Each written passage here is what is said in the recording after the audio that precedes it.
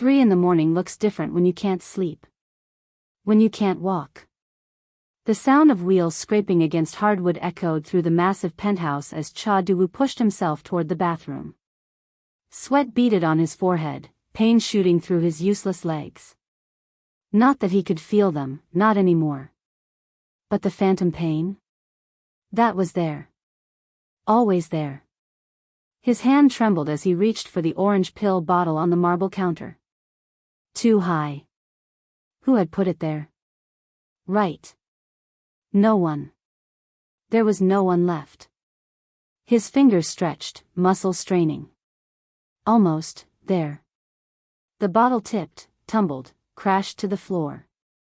Pills scattered everywhere like tiny white stars against the dark tile. No, he growled, slamming his fist against the wheelchair's arm. No, no, and oh. The sudden shadow in the doorway made him freeze. A woman stood there, watching. The new housekeeper. Karen Sinclair. American. Dark skin glowing warm even in the cold bathroom light. Her eyes didn't hold pity. That was new. Get out. Du-woo snarled, his accent thickening with rage.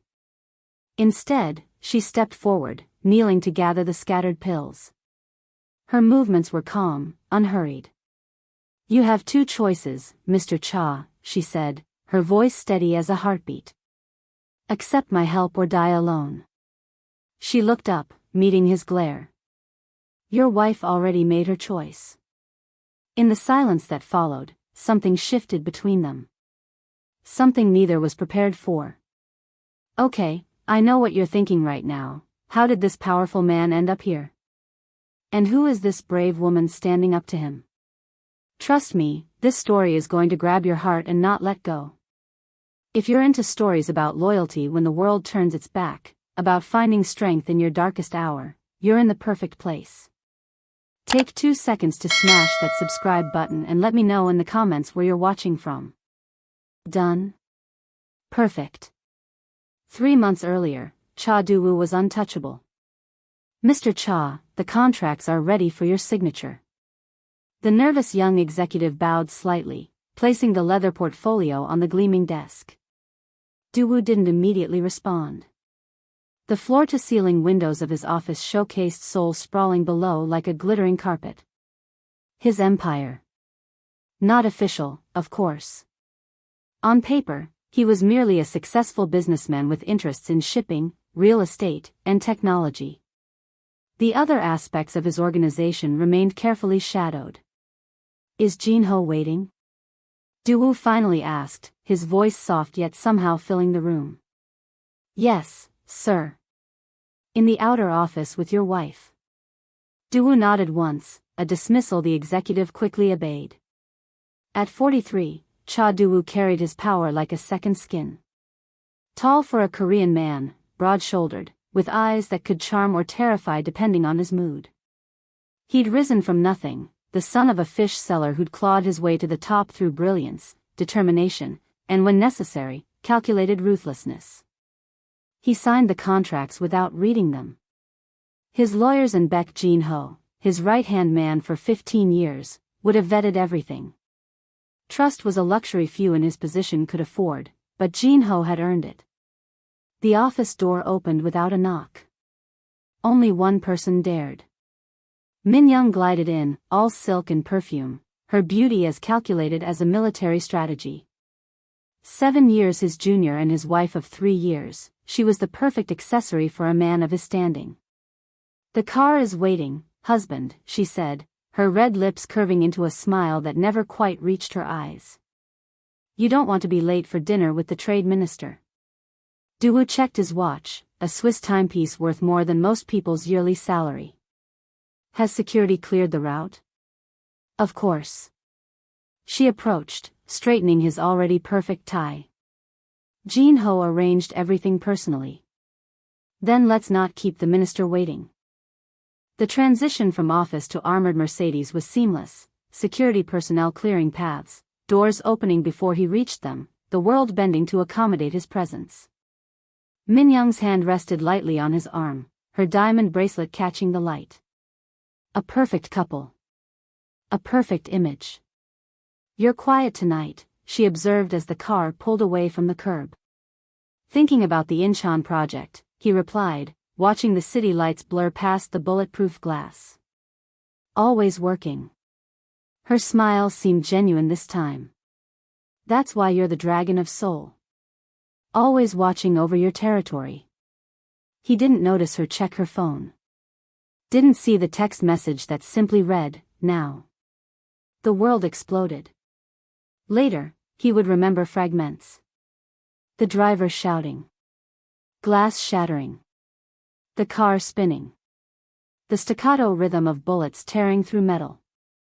A scream, Min-young's? His own? Then blinding, white-hot pain shooting through his lower back before darkness claimed him. The hospital's ceiling was the first thing he saw. White. Sterile. Foreign. "Mr. Cha." A doctor's face swam into view. "Can you hear me?" Doo-woo tried to speak, found his throat raw. "Min-young," he managed. "Your wife is fine. Minor cuts only. She's speaking with police." Memory flooded back. The ambush. "My driver?" The doctor's expression answered before words could. "I'm sorry." Doo-woo closed his eyes briefly. Sang-min had been with him for 12 years. Had a daughter in university. "My legs," he said next, suddenly aware of a strange absence. He could see them under the blanket, but "I can't feel my legs." The doctor's face shifted to practice compassion. "Mr. Cha, the bullets damaged your spinal cord at the L1 vertebra. We've stabilized you, but..." Doo-woo knew what came next. He delivered enough death sentences himself to recognize one coming. "The damage is permanent. You'll never walk again." 5 words. 5 words that erased everything he was.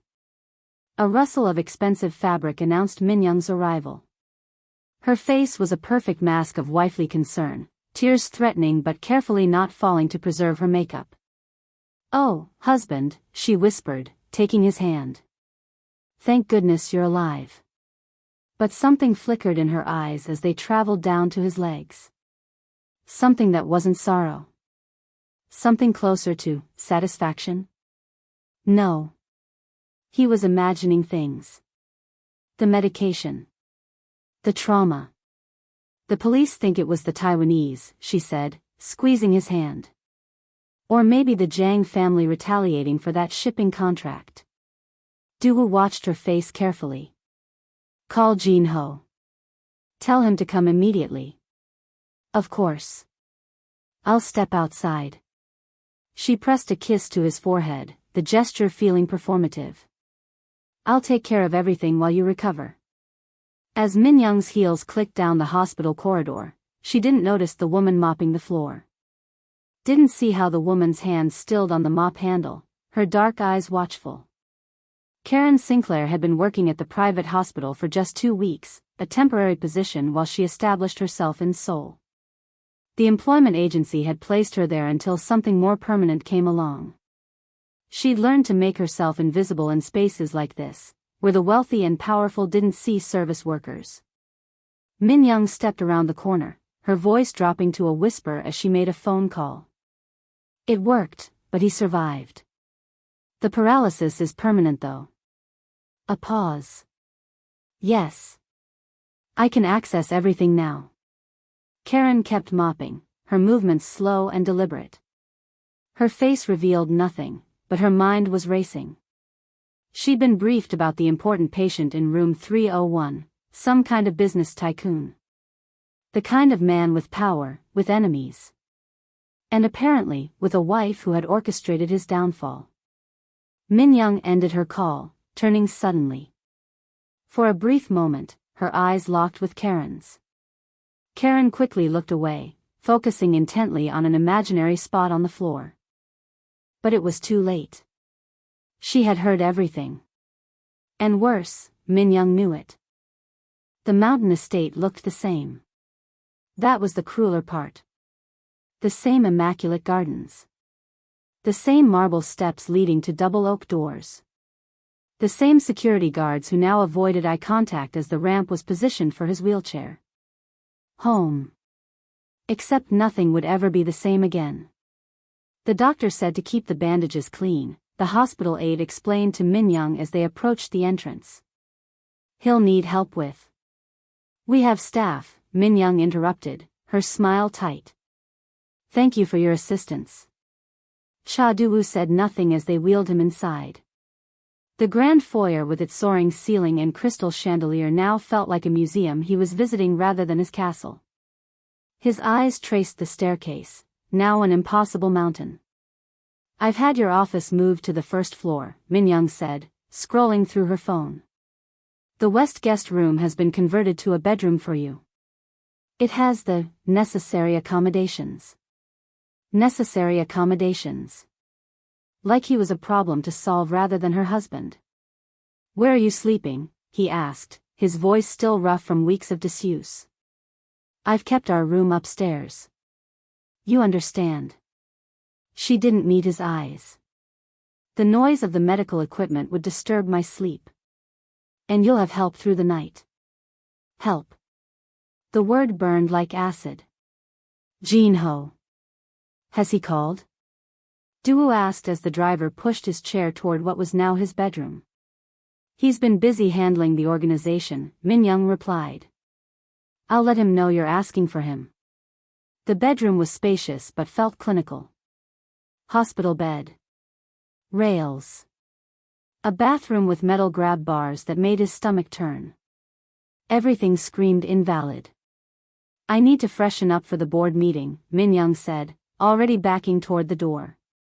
The new care assistant should be here soon. I don't need. But she was already gone, heels clicking rapidly down the hallway like she couldn't escape fast enough. Left alone, Du-woo stared at his reflection in the window. He barely recognized himself. Thinner. Paler. His once commanding presence diminished by the wheelchair that now defined him. A soft knock interrupted his thoughts. Mr. Cha? The voice was familiar. He turned to find a woman standing in the doorway. For a moment, he couldn't place her. Then recognition flickered. The hospital. The woman mopping the floor when Min-young made that call. I'm Karen Sinclair, she said, stepping inside with a professional smile. The agency assigned me to help with your home care. American. Black. Mid-30s perhaps, with close-cropped dark hair and eyes that assessed everything without judgment. She wore a simple gray uniform that did little to hide her athletic build. I don't need a babysitter, he said flatly. Good thing I'm not one, she replied without missing a beat. I'm here to assist with physical tasks, medication management, and home exercises the therapist recommended. Du-woo studied her. Most people flinched under his gaze. She didn't. You were at the hospital. Something flickered across her face. Surprise? Concern? But her voice remained steady. Yes, sir. I was working there temporarily. Before he could question further, his phone buzzed. A text from Jin-ho, meeting with investors pushed to tomorrow. We'll update you after. We'll update you after. Not asking for his input. Not waiting for his approval. The shift had begun. The next 2 weeks established a pattern. Min-young was a ghost in the house, leaving before he woke, returning after he slept. When their paths crossed, her eyes slid past him like he was furniture. The few times she spoke, her voice held the careful patience one might use with a child or an elderly relative. Karen, meanwhile, was a constant presence. Professional. Efficient. Never offering sympathy or hovering, but always there when needed. She learned his preferences without asking, anticipated needs before he voiced them, and most importantly, treated him like a man rather than a patient. The financial report you asked for, she said one morning, placing the folder within easy reach. And your physical therapist called to reschedule tomorrow's session. Duwoo looked up from his laptop, surprised. How did you know I was expecting this? Your calendar alert showed on your phone when I brought your medication. She shrugged. I figured it was important. He nodded, returning to his work, but found himself watching as she efficiently organized his pills for the day. There was something familiar about her movements. Like she'd done this before. You've worked with paralyzed patients previously? He asked. Karen paused. My father. Workplace accident when I was 22. Construction site collapse. Her voice remained neutral, but something in her eyes darkened. I know what it's like on both sides of the wheelchair. Before he could respond, voices from the hallway interrupted them. Min Young and Baek Jin Ho. Just have him sign here, Jin Ho was saying. It's easier if we consolidate control while he's adjusting. He'll ask questions, Min Young replied. He's in no position to make demands. The organization needs strong leadership right now. Our partners in Shanghai are already nervous. Duwoo's hands tightened on the armrests of his wheelchair. Karen, noticing the change, quietly stepped back, making herself invisible as Min Young and Jin Ho entered. Jin Ho, once his most loyal lieutenant, couldn't quite hide his discomfort. His eyes darted around the room, landing everywhere but on Duwoo's face. Hyung, Jin Ho said, using the familiar term that now sounded hollow. You look well. Do I? Duwoo's voice was cold. Strange. I don't feel well. An uncomfortable silence followed. We need your signature on these, Min Young said, placing documents before him. Just formalities to keep things running while you recover.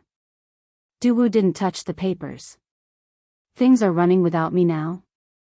Jin Ho exchanged a glance with Min Young.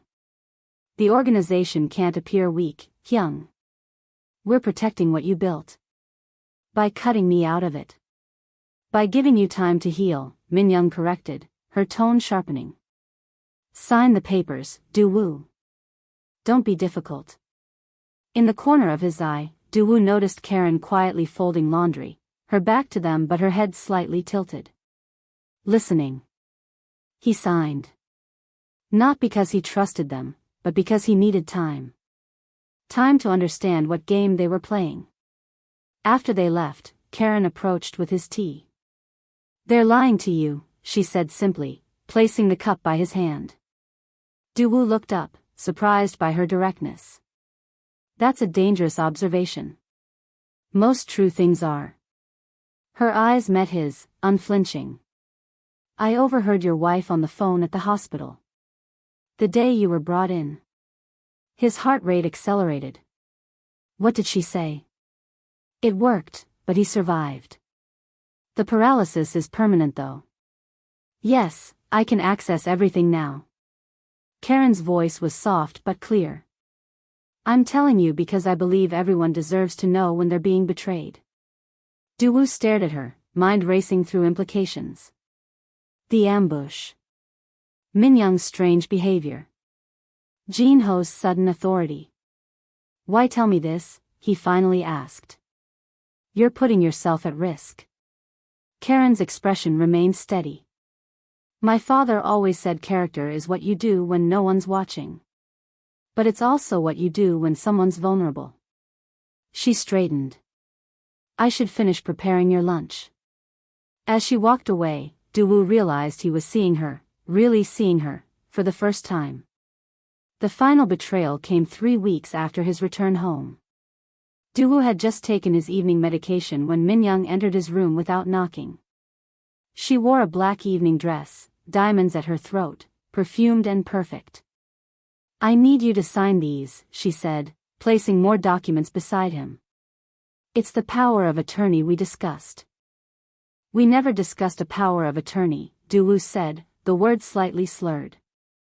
The medication made his mind foggy, his reactions slow. Of course we did, husband. Her smile was patient, practiced.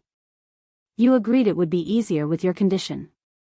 Just temporary, until you're stronger. Something in her eyes made him hesitate, but the papers swam before his vision. He needed to sleep. Tomorrow, he mumbled. It can't wait. Her voice hardened. The transfer deadlines are tonight. Transfer deadlines? But before he could question further, a pen was in his hand, her manicured finger pointing to signature lines. One after another. In the morning, she was gone. Not just from the bedroom, but from the house. Her closets emptied, jewelry safe cleared out. When he wheeled himself to his office, he found Karen standing there, face grim. "Sir," she said quietly. "The household staff has received termination notices. Effective immediately." What? He grabbed his phone, tried to access his bank accounts. Denied. Another account. Denied. It hit him like a physical blow. She had taken everything. The house phones began to ring, security, staff, all receiving the same message. "Min Young has fired everyone," Karen confirmed, watching his face carefully. "She's transferred ownership of the companies, liquidated accounts. The staff is already leaving." Daewoo sat in stunned silence as his world collapsed around him. The ringing phones eventually stopped. Footsteps echoed as staff gathered belongings and departed. Guards abandoned their posts. Within hours, the bustling estate fell silent. Completely silent. Daewoo wheeled himself through empty hallways, shock giving way to cold fury. He had built an empire from nothing, and she had stolen it with a signature. He had survived bullets only to die slowly, abandoned and helpless in a house he could barely navigate alone. The pieces aligned with terrible clarity. The ambush. The convenient timing. His loyal men turning away. It hadn't been enemies outside his organization, the betrayal had been sleeping beside him all along. Night fell. The automated lights didn't activate, the smart home system was controlled through Min Young's phone. Darkness crept through the mansion, room by room, until Daewoo sat alone in the pitch-black kitchen, staring at cabinets he couldn't reach. Hunger gnawed at him, but the refrigerator was nearly empty. The highest cabinet, he knew, held emergency supplies. Canned food. Water. Too high for him to reach from the wheelchair. He positioned himself beneath it, stretched upward, fingers scrabbling against the smooth wood. Just inches away. Useless. The sound of the service door opening froze him mid-reach. Footsteps. Quiet but purposeful. His hand moved instinctively toward the knife block, but it had been moved. Out of reach, like everything else in his life. "Who's there?" he called, voice steady despite the hammering of his heart. The lights flickered on. Karen stood in the doorway, plastic bags of groceries in each hand, surprise on her face at finding him in the dark. "Mr. Cha," she said, as if her presence was the most natural thing in the world. "The staff was dismissed," he said, confusion momentarily replacing fear. "My wife fired everyone." Karen set the bags on the counter, her movements unhurried. "The agency didn't notify me of any termination," she replied, beginning to unpack vegetables, rice, containers of banchan. "My contract is with the household, not your wife." She looked up, meeting his gaze with quiet determination. "And I don't abandon people who need me." "Why are you really here?" The question hung in the air between them as Karen unpacked groceries the next morning. She paused, a container of kimchi in hand. "I told you. My contract is with the agency," she replied, placing the jar in the refrigerator. Daewoo's eyes narrowed. He hadn't slept, suspicion gnawing at him all night. "Did my wife hire you specifically?" "No. The agency assigned me." "And you just happened to be at the hospital when I was admitted?" "Just happened to overhear her call?" His voice hardened. "Who sent you?" "One of my competitors." "The Zhang family?" Karen stopped what she was doing and turned to face him fully. She wiped her hands on a kitchen towel, her expression calm but serious. Mr. Cha, I'm a 34-year-old woman from Atlanta, Georgia. I needed a job that paid well enough to help my mother with her medical bills and my sister with college tuition. She crossed her arms. The agency placed me at the hospital temporarily. Then they sent me here. That's it. No conspiracy, no secret agenda. Then why stay when everyone else left?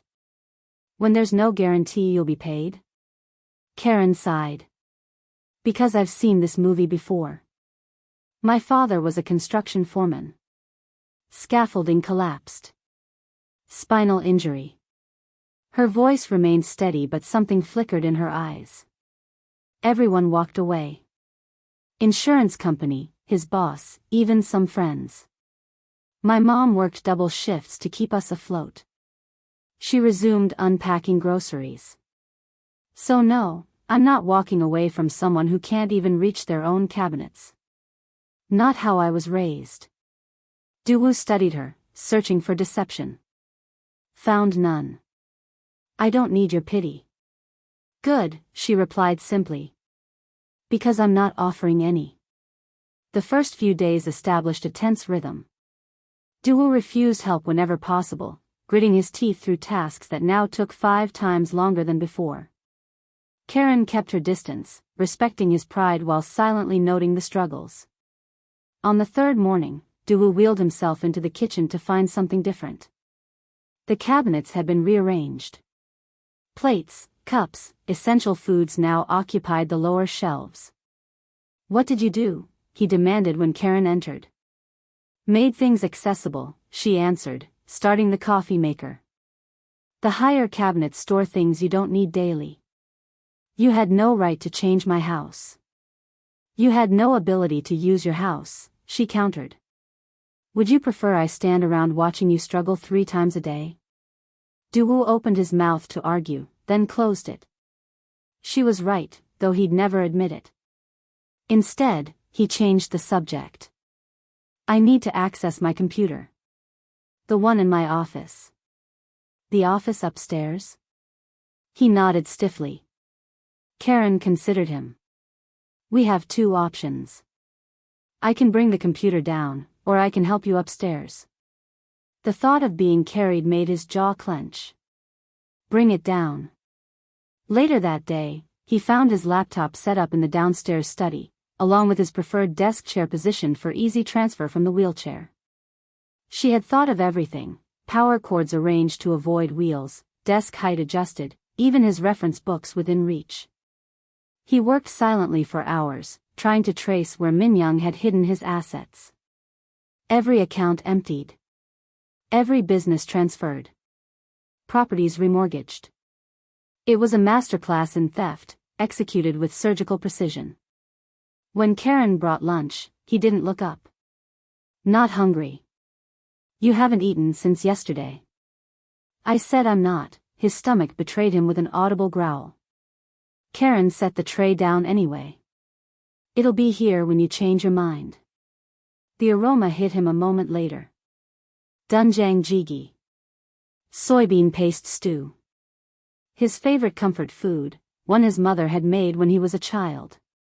He looked up, startled. Where did you get this? I made it.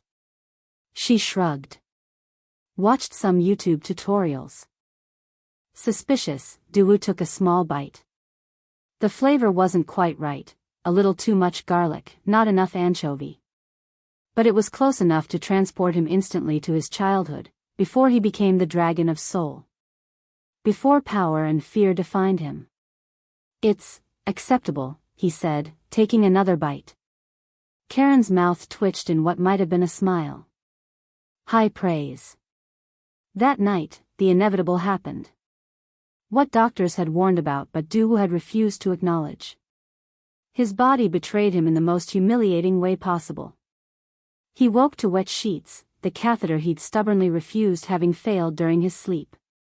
Shame burned through him like fire. He reached for his phone to call. Who? There was no one. Just Karen. His finger hovered over her name in the contacts. He couldn't. Wouldn't. But the bedroom door opened anyway. Karen appeared in sleep clothes, basketball shorts and a faded Atlanta Falcons t-shirt. I heard you moving around. Need something? Du-Woo's face burned. Get out. She started to turn, then paused, noticing. Understanding crossed her face. It happens, she said matter-of-factly. It's medical, not personal.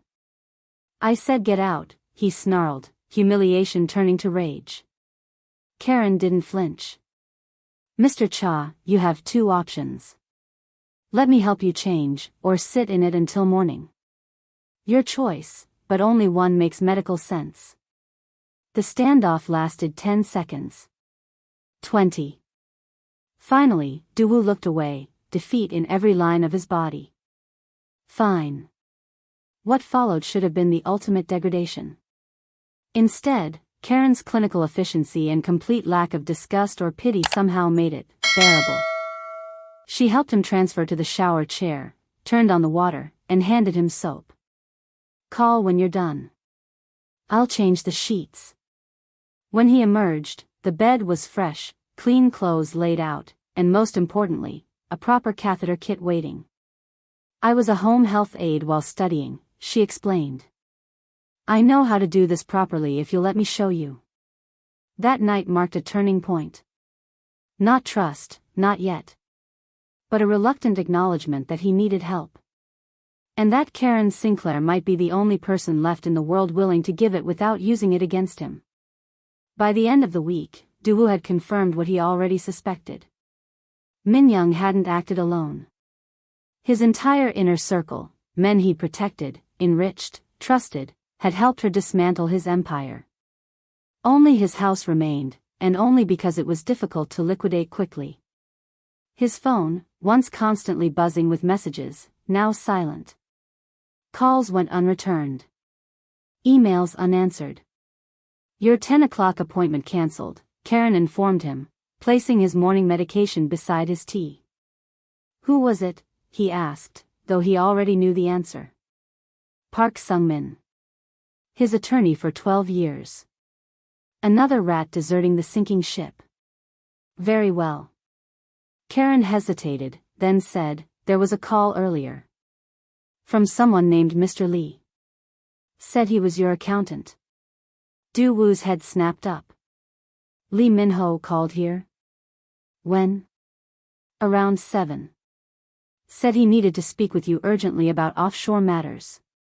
A flicker of hope ignited in Du-Woo's chest. Min-ho was his most secretive accountant, handling accounts even Min-young didn't know about.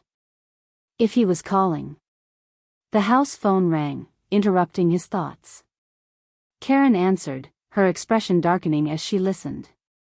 It's for you, she said, handing him the receiver. A lawyer. The man on the other end didn't bother with pleasantries. Mr. Cha, this is Young Hee-jun, representing Mrs. Cha.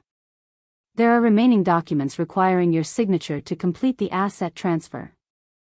I'll be arriving at 2 p.m. And if I refuse to sign? A cold laugh. Mrs. Cha anticipated resistance. The documents include evidence of certain business activities that would interest prosecutors. Sign, or face charges. The call ended. Du-Woo's hand tightened on the receiver until his knuckles whitened. Blackmail? Karen asked quietly. Apparently. She studied his face. Will you sign? Would you? If someone took everything you worked for, then demanded you hand over the scraps. Karen's expression hardened. No. I'd fight. For the first time since the shooting, Du-Woo smiled. It wasn't a warm smile, it was the dangerous grin that had once made rivals tremble. Then we prepare for a fight. That afternoon, while Du-Woo napped, a necessity he resented but couldn't avoid, Karen took the opportunity to properly clean his office. The lawyer's visit had been tense but brief, Du-Woo had refused to sign, and the threats remained just that. For now. As she dusted his desk, her cloth caught on something underneath. A small protrusion, almost unnoticeable. Curious, she ran her fingers along the bottom edge of the massive wooden desk. A button. Karen hesitated. This wasn't her business. But if Min Young was threatening him, perhaps there was something here that could help. She pressed it. A soft click, then a whirring sound. The bookcase to her right slid sideways, revealing a hidden room. Karen stared, heart pounding. She should stop. Close it. Pretend she never found it. Instead, she stepped forward. Motion sensors detected her presence. Lights flickered on automatically, illuminating what could only be described as a war room. One wall held weapons, handguns, rifles, even what looked like a samurai sword. Another displayed surveillance monitors, currently dark. A third contained shelves of cash bundles in various currencies, gold bars, and locked metal boxes. "My God," she whispered, taking it all in. "Give me one reason," came a cold voice behind her, "why I shouldn't assume you're here to finish what my wife started." Karen turned slowly to find Du-woo in the doorway, his wheelchair blocking the only exit, his eyes harder than she'd ever seen them. Karen's heart pounded against her ribs as she faced Du-woo in the doorway. His eyes held the cold calculation of a predator. "I was cleaning," she said simply. No excuses. No elaborate story. "And the button? You just happened to find it?" "My cloth caught on it." She kept her voice steady. "I was curious." "That was stupid of me." Du-woo's hands gripped the wheels of his chair, knuckles white. "Curiosity is a luxury people in my world can't afford. It gets them killed." The threat hung in the air between them. Karen glanced at the weapons on the wall, then back to Du-woo. "If you're going to kill me for finding your secret room, do it now," she said. "Otherwise, I'd like to finish cleaning the office." Her directness seemed to catch him off guard. For several seconds, he studied her face, looking for fear, for deception, finding neither. Finally, his shoulders relaxed slightly. "You're either very brave or very foolish. I've been called both." She gestured to the room. "So, not just shipping and real estate, I'm guessing." The ghost of a smile touched his lips. "Not just those, no." Du-woo wheeled himself fully into the room, the door sliding closed behind him. The space felt smaller with both of them inside, the air heavier. "I built my first legitimate business at 25, he said, moving to the wall of monitors. "But in Korea, legitimate businesses need protection. From competitors, from officials wanting bribes, from those who would take what isn't theirs." His fingers brushed the dark screens. One thing led to another. "You're Yakuza?" Karen asked. "That's Japanese. We have our own traditions." He turned to face her. "I protected people. Provided jobs. Kept order in places the law couldn't reach." Karen processed this, her expression thoughtful rather than judgmental. "And your wife? Was she involved?" Min Young knew enough. "Not everything." His jaw tightened. "She enjoyed the benefits, the lifestyle, the respect, the power that came with my name. But she kept her hands clean." Karen took a risk, asking the question that had been burning since the hospital. "Was she involved in the attack on you?" The silence that followed was answer enough. Finally, Du-woo spoke, his voice quiet. "I believe so. But I have no proof." The timing was too perfect. She was prepared for everything, the legal documents, the bank transfers, the company restructuring. All executed within days of my injury. He wheeled to the shelf of cash, running his fingers along a stack of one. "What I don't understand is why. Money, yes, but she could have divorced me and taken half. Why the elaborate betrayal? Why try to kill me?" "Maybe it wasn't just about money," Karen suggested. Maybe it was about power. Your organization. Daewoo considered this. Perhaps. He looked at her directly. Now you know who I am. What I am. Does that change your decision to stay? Karen leaned against the desk, arms crossed. My father's accident happened at a high-rise construction site. The company denied responsibility, claimed he'd been drinking. He wasn't. Her voice hardened. But they had lawyers, insurance companies, money. We had nothing. I'm sorry that happened, Daewoo said, surprisingly genuine. My point is, I've seen what legitimate businesses do to people. At least you're honest about who you are. She met his gaze. And you haven't answered my question from before. Which was? Are you going to kill me for finding this room? Daewoo actually chuckled, a sound she hadn't heard from him before. No, Miss Sinclair. I think we're past that now. As they exited the secret room, the dynamic between them had shifted. Not quite trust, but a mutual understanding. They had both shown their cards, at least some of them. The next morning brought a change in routine. Instead of breakfast in his room, Daewoo asked to be in the kitchen. He watched as Karen prepared a simple meal of rice, soup, and banchan. My mother made soup like that, he observed. Before she got sick. Karen glanced over her shoulder. Cancer? Yes. I was 15 when she died. I'm sorry. She placed the bowl before him. Is that why you rose so fast? To provide for your family? My father and younger brother, yes. Daewoo ate a spoonful of soup. My father died 3 years later. Heart attack. My brother, we don't speak anymore. Why not? A shadow crossed his face. He disapproved of my methods.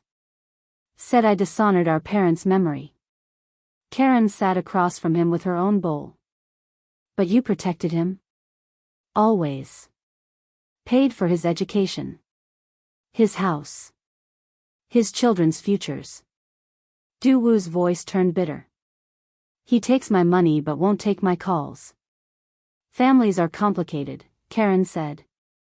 My ex-fiancé was the same way. Daewoo looked up, surprised by the personal revelation. He was there when my dad's accident happened, she continued. Supportive at first. But once it became clear Dad wasn't getting better, that our lives would revolve around his care, he started pulling away. He left? Karen nodded. Said he didn't sign up for this. That he wanted a wife, not a caretaker. Her laugh held no humor. As if I had signed up for it. As if my father had chosen to have his spine crushed.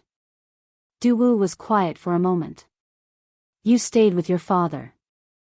Until he died, yes. 3 years after the accident. She rose to clear the dishes. So when people show who they are in a crisis, I pay attention. And what have you seen in me? Daewoo asked. Karen paused, considering.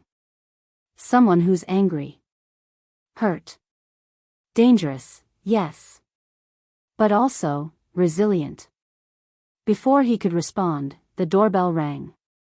They both froze, no one had visited since Minyoung left. Karen moved to the security panel on the wall, bringing up the front gate camera. A delivery man stood waiting, a large box in his arms. Were you expecting something? She asked. Daewoo shook his head. No one knows I'm still here. Karen's eyes narrowed. Wait here. She moved through the house to the front door, something prickling at the back of her neck. Instinct, maybe. Or just caution learned from her father's experience. The delivery man smiled blandly when she opened the door. Package for Mr. Cha. Who's it from? Karen asked, not reaching for it. Doesn't say. Needs signature. Karen studied the box. Plain. No company logo. No return address. The delivery man shifted his weight, impatience flashing across his face. "I'll need to check with Mr. Cha first," she said, starting to close the door. The man's foot suddenly wedged in the doorway. "It's just a package, lady." His insistence sent alarm bells ringing. Karen's eyes dropped to his hands, knuckles white around the box, a slight tremor. "Leave it on the step," she said firmly. "I'll bring it in." "Need a signature," he repeated, pushing against the door. Karen made a split-second decision. She shoved the door hard against his foot, causing him to stumble back in pain and surprise. The package fell, hitting the stone step with a distinctly metallic clank. The delivery man's face transformed, fury replacing blandness. He reached into his jacket, but Karen was already slamming and locking the door. Through the security panel, she watched him flee, limping slightly, no attempt to retrieve the fallen package. Duwoo had wheeled himself to the hallway, alarm on his face. "What happened?" "Fake delivery," Karen said, heart pounding. I think it might be a bomb." 20 minutes later, after carefully moving the package to the garden using a shovel, they confirmed her suspicion. The box contained an improvised explosive device, crudely made but effective enough to kill anyone in close proximity when opened. "How did you know?" Duwoo asked as they sat in his office, the security feeds showing police bomb disposal technicians in the garden. She had called them anonymously, not wanting to involve Duwoo directly. He was too insistent. Wouldn't leave it. And when it fell, she shrugged. "I've watched too many crime shows, I guess." Duwoo wasn't smiling. "You saved my life." Again. "It's becoming a habit," she said, attempting humor. "They'll try again," he said seriously. "Whoever sent that, Min Young, Jin Ho, one of my rivals, they won't stop." Karen watched the technicians carefully removing the device. "Then we need to be ready." "We?" Duwoo raised an eyebrow. "This isn't your fight, Ms. Sinclair." "Karen," she corrected. "And I think it became my fight when someone tried to blow up my workplace." Duwoo studied her, something new in his expression. "Respect, perhaps. Or concern." "You could leave," he said quietly. "Go back to America. To safety. Is that what you want?" He didn't answer immediately. "It would be simpler." "Simpler isn't always better." Karen crossed her arms. "Besides, who would make your soup?" A ghost of a smile touched his lips. Who indeed? The moment was interrupted by Karen's phone ringing. She checked the caller ID, Mom. "I should take this," she said, stepping toward the door. "Of course." "Hey, Mom," Karen answered, moving into the hallway. "Everything okay?" Her mother's voice was tense, worried. "Karen, honey, there was a woman here asking questions about you. Said she was from the Korean embassy." Karen's blood ran cold. "What? When?" "Yesterday. She knew where you worked, knew about your father, had pictures of our house." "I have a bad feeling, baby." Karen turned slowly, meeting Duwoo's eyes through the doorway. The color drained from her face. "Min Young found my family," she whispered. "Tell me your mother's address," Duwoo demanded the moment Karen lowered her phone. His voice had changed, sharper, more commanding. The voice of the man he used to be. Karen hesitated, the fear for her family battling with caution about sharing personal information. "Karen." Duwoo's eyes locked with hers. "I can help, but I need the address." She gave it to him. What choice did she have? Duwoo immediately wheeled himself to the secret room, Karen following close behind. Inside, he moved to a secure phone she hadn't noticed before. "This line can't be traced," he explained, dialing rapidly. "Min Young doesn't know about it."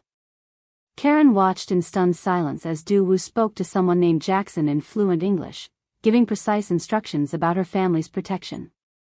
The conversation was brief but detailed: security protocols, surveillance, extraction plans if necessary. 2 men will be at your mother's house within the hour, he said after hanging up. They'll remain unseen unless needed. Your sister at college will have security too. How? Karen struggled to process what she'd just witnessed. How do you still have people working for you? I thought everyone left. Not everyone. His mouth tightened. I built my organization for 20 years. Some loyalty can't be bought or stolen. And these men, they'll protect my family? You're sure? With their lives. Du-woo's certainty was absolute. Jackson owes me. I got his daughter out of North Korea 3 years ago. Karen sank into a chair, the adrenaline crash hitting her hard. Why would Minyoung target my family? I'm just the help. You're the only person who stayed with me, Du-woo said quietly. The only witness to what she's done. And now. He gestured to the room around them. You know too much. The reality of her situation crashed over Karen like ice water. She'd crossed a line without realizing it, from caregiver to accomplice, from bystander to participant. So what now? She asked. She sends bombs, threatens my family, we just wait for the next attack. Du-woo studied her, his expression unreadable. That depends on you. On me? You have a choice, Karen. You can leave, I'll ensure your family's protection regardless. Or. He paused. Or we fight back. How exactly does a man in a wheelchair fight back against people who want him dead? The words came out harsher than she intended. Instead of anger, Du-woo smiled, a dangerous, predatory smile that reminded her who he really was. The same way I built an empire. With intelligence, resources, and people who are underestimated. He wheeled closer. Minyoung thinks she's won. That I'm broken. Helpless. Aren't you? My legs don't work. My mind does. He tapped his temple. And I still have assets she doesn't know about. Accounts she couldn't access.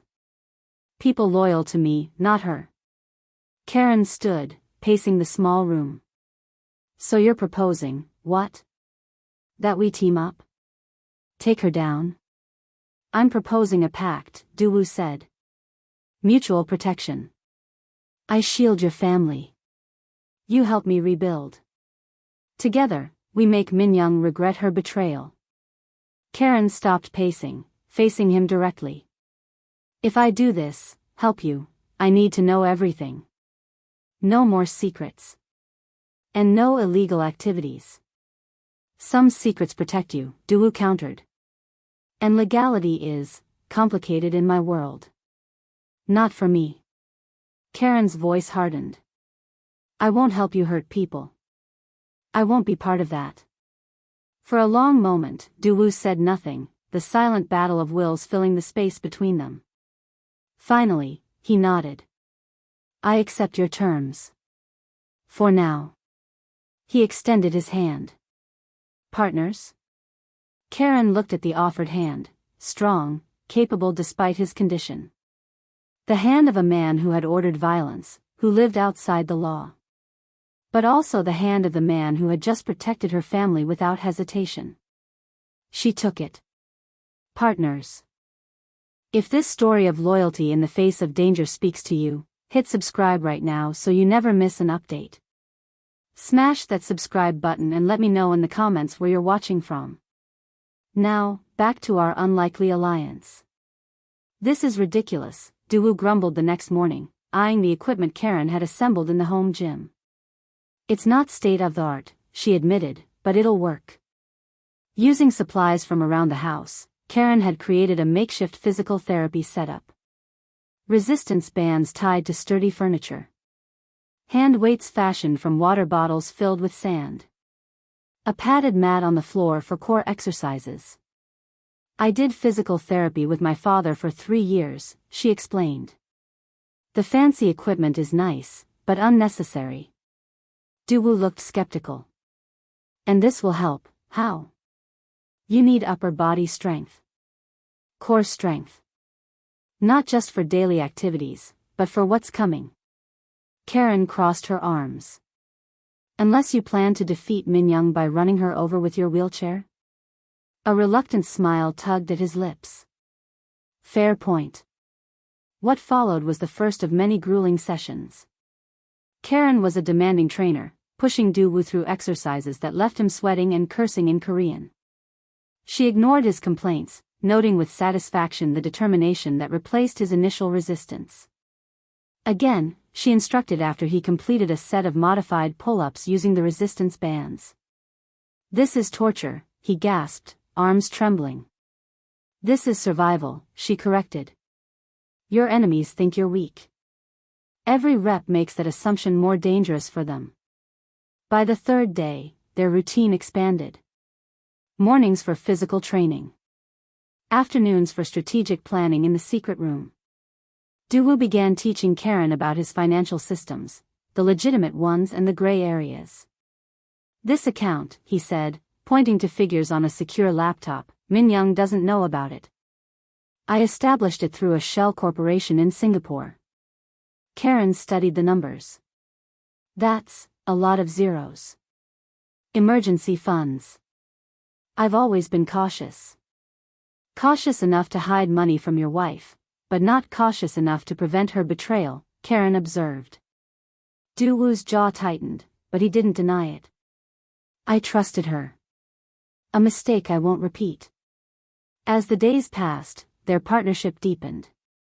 Karen absorbed everything Duwoo taught her, financial systems, security protocols, even basic Korean phrases. In turn, she pushed his physical recovery further than he thought possible. Your core is getting stronger, she noted one morning, helping him complete a series of transfers from wheelchair to mat and back. Soon you'll be able to do this independently. Thanks to your torture sessions, he replied, but there was no bite to his words. During their 5th workout, something unexpected happened. Karen was demonstrating a self-defense move, how to break a chokehold, using Duwoo as her practice dummy since he was seated. If someone grabs you from behind, she explained, positioning his arm around her neck, you tuck your chin, grab their arm, and she executed the move, breaking his hold and spinning to face him. Good, Duwoo nodded. But if your attacker is stronger, try this. He reached out, demonstrating a different grip-breaking technique on her wrist. Use their momentum against them. Karen practiced the moves several times, surprised by his expertise. Where did you learn this? I wasn't always surrounded by bodyguards, he said. I fought my own battles first. They continued exchanging techniques, Duwoo showing her how to strike vulnerable points, how to use leverage instead of strength. Despite his condition, his upper body was powerful, his knowledge extensive. You're a quick study, he observed as she successfully countered one of his moves. I had a good teacher, she replied, slightly breathless from exertion. Their eyes met, and something shifted in the air between them. A moment of connection that transcended their arrangement. Then Duwoo smiled, not his dangerous smile, or his sarcastic one, but something genuine. Something warm. We might survive this yet, he said softly. That afternoon brought their first major breakthrough. While reviewing financial records, Karen noticed a discrepancy in Minyoung's transfer patterns. Look at this, she said, pointing to the screen. She moved money from your main accounts, but these subsidiary companies weren't touched. Duwoo leaned forward, studying the data. She didn't know about these. They're registered under different names. So we have access to about $12 million, he confirmed, something like hope flickering in his eyes. Not my full fortune, but enough to start rebuilding. Karen felt a surge of satisfaction. Enough to fight back. That night, they celebrated with a proper dinner. Karen prepared bulgogi using a recipe she'd found online, while Daewoo contributed a bottle of wine from his cellar, one of the few luxuries Min Young hadn't taken. To unexpected alliances, Daewoo toasted, raising his glass. And to justice, Karen added, clinking her glass against his. Later, as Karen prepared for bed, she caught herself smiling at her reflection in the bathroom mirror. The fear was still there, the danger still real. But for the first time since discovering Min Young's betrayal, there was also hope. A path forward. She was so lost in thought that she almost missed the soft beep from the hallway. The security system. 3 rapid beeps, the silent alarm code. Karen froze, listening. The house was quiet. Too quiet. The alarms suddenly blared to life, a wailing siren that meant perimeter breach. Multiple intruders. She sprinted down the hallway to Daewoo's room, heart hammering. He was already awake, maneuvering himself into his wheelchair. Safe room, he ordered as she entered. Now. It's upstairs, she protested. We'll never make it. The one upstairs, yes, Daewoo said grimly. Under my bed. The black case. Karen dropped to the floor, reaching beneath the bed frame. Her fingers found a hard case, which she dragged out. Open it, Daewoo commanded, his eyes on the security tablet beside his bed. They've cut the main power. Backup generator is keeping the alarm and some cameras online. Karen's hands trembled as she unlatched the case. Inside, nestled in foam, was a handgun. Black. Modern. Deadly. Take it, Daewoo said, his voice leaving no room for argument. Karen hesitated, the weight of the moment pressing on her. This wasn't self-defense training or financial planning. This was a line she'd never expected to cross. Daewoo wheeled closer, his eyes intense. You need to make a choice right now, Karen. Can you use this if you have to? Before she could answer, a crash echoed through the house. The sound of glass breaking downstairs. They were out of time. The gun felt wrong in Karen's hand. Heavy. Foreign. But the sounds of intruders downstairs left no time for moral debates. Yes, she whispered, answering Daewoo's question. If I have to. Daewoo nodded once, then pointed to the wall panel beside his closet. Press the lotus painting. 3rd flower from the right. Karen did as instructed. The panel slid open, revealing a small room, another hidden space in this house of secrets. Panic room, Daewoo explained as she helped maneuver his wheelchair inside. Bulletproof. Separate communication system. Enough supplies for 3 days. Good, Karen said, preparing to follow him in. We can. No. Daewoo grabbed her wrist. You can't be in here. What? Why not? Because they'll search the house. Find nothing. Then burn it down with me inside. His eyes were deadly serious. You're my only advantage. The variable they don't expect. Realization dawned on Karen's face. You want me to distract them. I want you to survive, he corrected. But yes, distraction would help. Footsteps on the stairs. Getting closer. Karen made her decision in a heartbeat. How do I seal you in? Same panel. Be careful. Their eyes held for a moment, something unspoken passing between them. I will, she promised, then closed the panel, watching it blend seamlessly into the wall. Alone now, Karen took stock of her situation. Gun in hand. Intruders approaching. Her mind raced through the layout of the 2nd floor.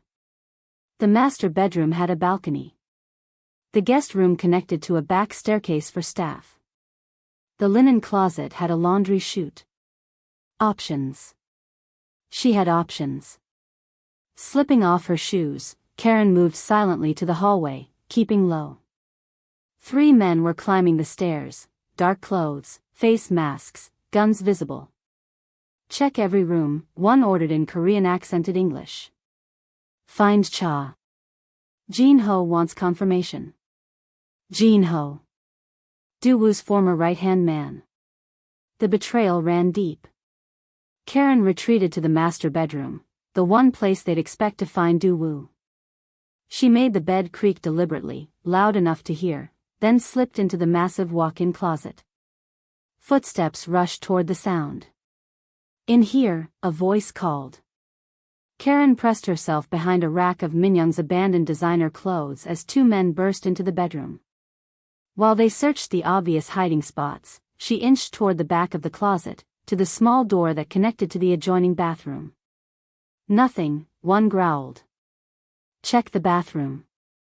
As they moved toward the bathroom door, Karen slipped through the connecting door, circling behind them.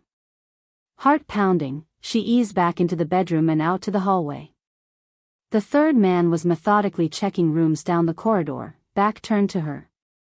Karen had a split second to decide, try for the stairs or create another distraction. The gun weighed heavy in her hand. Could she actually shoot someone?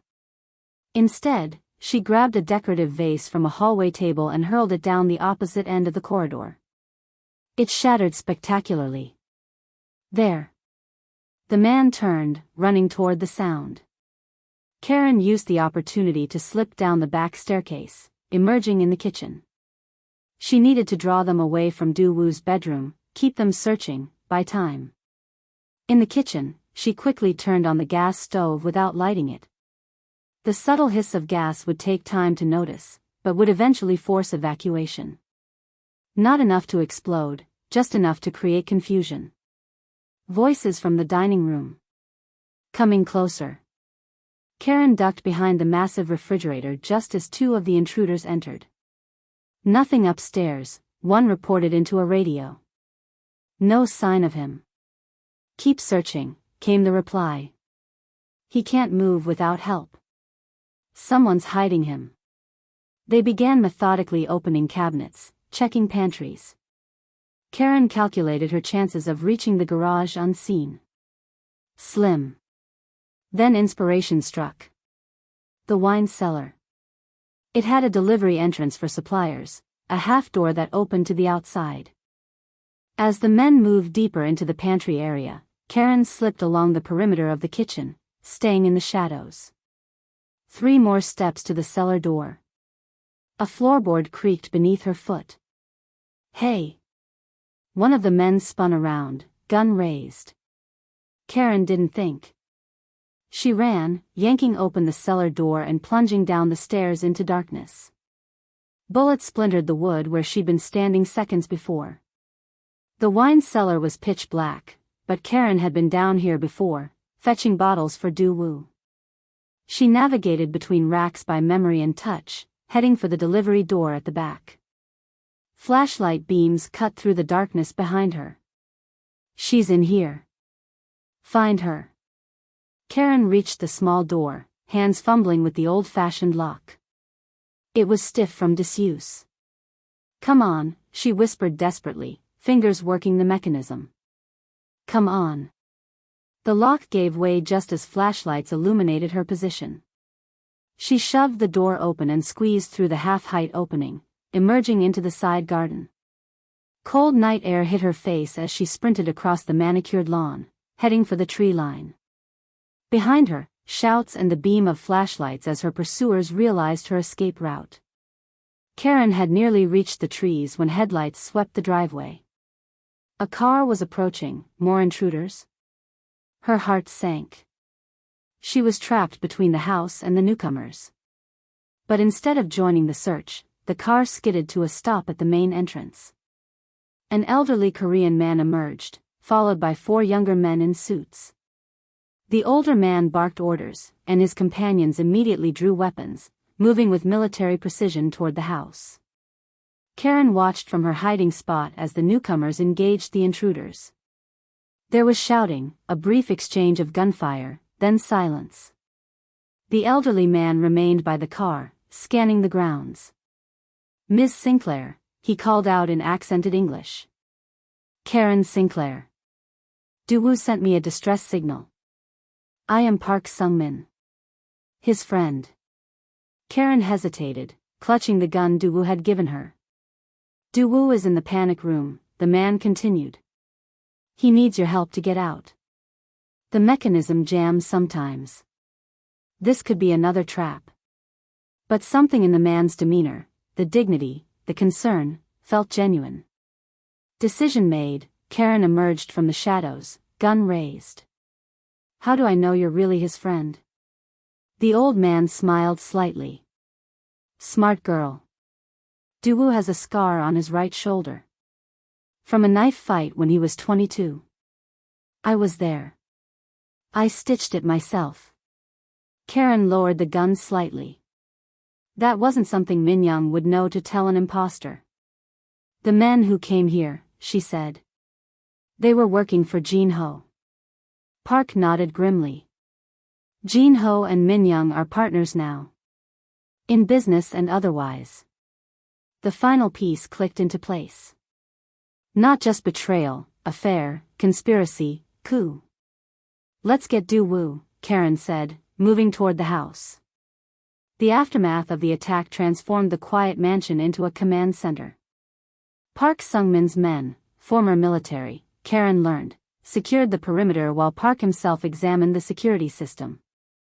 They knew the blind spots, Park observed, reviewing footage in Du-woo's office. Jin-ho's work. He helped install this system. Du-woo, safely extracted from the panic room, was uncharacteristically quiet, watching the playback of Karen's evasion tactics with an unreadable expression. You created excellent distractions, he finally said. The gas stove was particularly clever. I've watched too many action movies, Karen replied, dabbing antiseptic on a cut on his forehead, an injury from a too rapid transfer into the panic room. Resourcefulness can't be taught, Park commented, studying Karen with newfound respect. You kept them searching while protecting Du-woo's location. Not many trained operatives could have done better. Karen shrugged, uncomfortable with the praise. I did what needed doing. That, Park said with a slight bow, is the highest compliment in our world. As dawn broke, the full picture emerged. Security footage showed the intruders' faces clearly. 2 were Jin-ho's personal guards. Phone records retrieved from one captured intruder revealed direct communication with Min-young before the attack. She's getting impatient, Park explained as they gathered in the kitchen. The longer you survive, the more nervous investors become. They backed your coup because they believed you were finished. And now? Du-woo asked. Now they wonder what you might be planning. Park's weathered face creased in a smile. Fear of you is deeply ingrained, my friend. Even paralyzed, you make them nervous. Karen prepared coffee, listening intently to this conversation between old comrades. Park Sung-min, she learned, had been Du-woo's mentor and accountant for 20 years. He'd been traveling in Japan when the assassination attempt occurred, returning to find the organization in chaos and Du-woo presumed dead or incapacitated. I've been gathering loyalists, Park explained. Those who remember who built the empire Min-young now claims. Those who understand the meaning of honor. How many? Du-woo asked. Enough. Park accepted the coffee Karen offered. Your overseas interests remain intact. Min-young focused on the Korean operations. Du-woo nodded, mind clearly racing. The Singapore accounts? Untouched. She doesn't know about them. Karen watched a transformation occur. With each piece of information, Du-woo seemed to grow more focused, more present. The business leader re-emerging from the wounded man. We need to secure those funds, Du-woo decided. Move them through the Macau channel, then into the new corporate structure we discussed yesterday. Park looked surprised. You've been busy. Du-woo glanced at Karen. We've been busy. For the first time, Karen saw genuine respect in Park's assessment of her, no longer just the caretaker, but a partner in Du-woo's resurrection. The American has proven useful, Park acknowledged. Karen, Du-woo corrected. Her name is Karen. And she saved my life multiple times while my so-called brothers were dividing my assets. The rebuke was gentle but firm. Park bowed slightly in acknowledgement. My apologies, Ms. Karen. Old men are slow to recognize new alliances. The day progressed with strategy sessions, security upgrades, and careful planning. Duwoo's physical transformation was evident even to Park, who commented on his improved strength and stamina. Your training regimen has been effective, he told Karen privately as they prepared lunch. I haven't seen him this focused since before the attack. He's determined, Karen replied simply. Park studied her. And you? What drives your loyalty to a man you barely know? A man with complicated business interests. Karen considered the question seriously. At first, it was principle. I don't abandon vulnerable people. She glanced toward the office where Duwoo was reviewing documents. Now. I believe in what we're doing. Reclaiming what was stolen.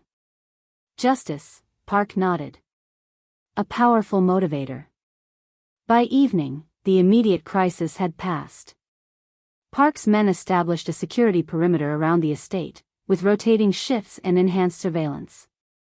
The captured intruder was taken to a secure location that Karen chose not to ask about. As she prepared evening tea, Karen felt a strange sense of belonging. This makeshift war council, Duwoo, Park, herself, had formed a bond forged in crisis. For the first time since coming to Korea, she felt part of something meaningful.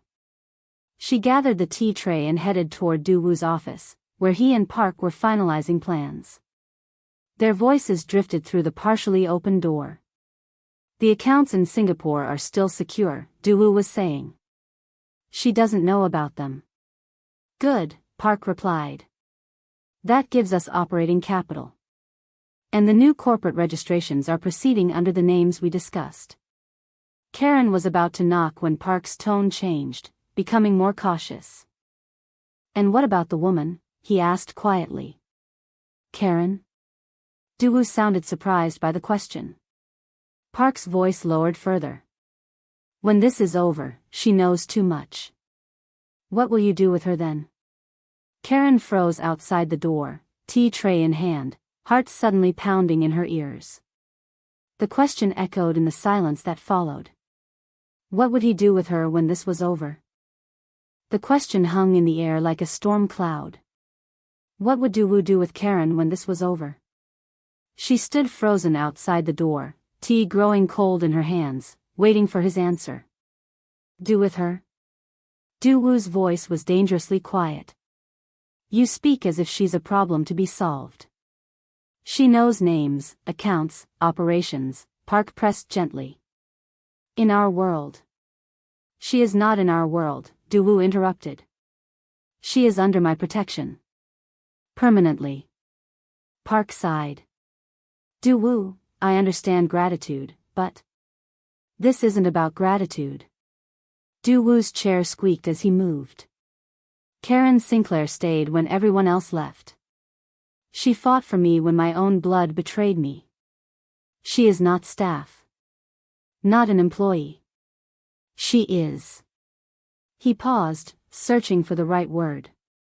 Family, he finally said, his voice firm. And we protect family. That discussion is closed. Karen's heart hammered in her chest. Family.